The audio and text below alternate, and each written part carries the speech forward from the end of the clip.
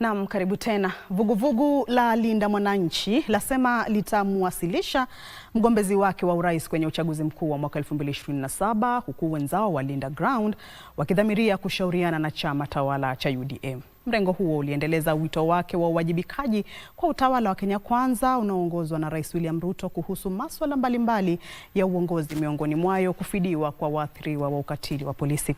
Kadhalika, viongozi wa vuguvugu hilo waliwapongeza wakazi wa kaunti ya Kisumu kwa kudumisha amani wakati wa mkutano wao wa kisiasa ulioandaliwa katika kaunti hiyo licha ya vitisho vya awali kutoka kwa mirengo kinzani. Tazama.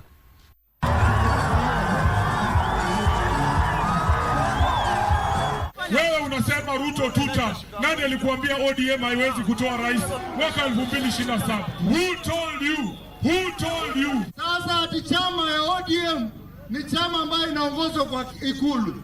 Wakatoka pale wakasema kwamba ati hao wataki kiti ya president, hao wataki kiti ya deputy president, ati hao wanataka power. Mnakubaliana na hao? Na tukienda mbele, mimi nataka mshikane kabisa, tukomboe Kenya, tupeleke Kenya mahali Kenya baba alikuwa anataka ikue. Wangapi wamelani wale walimpiga Ososi? Nione kwa mikono. Wangapi wanasema Ososi ni ndugu yetu?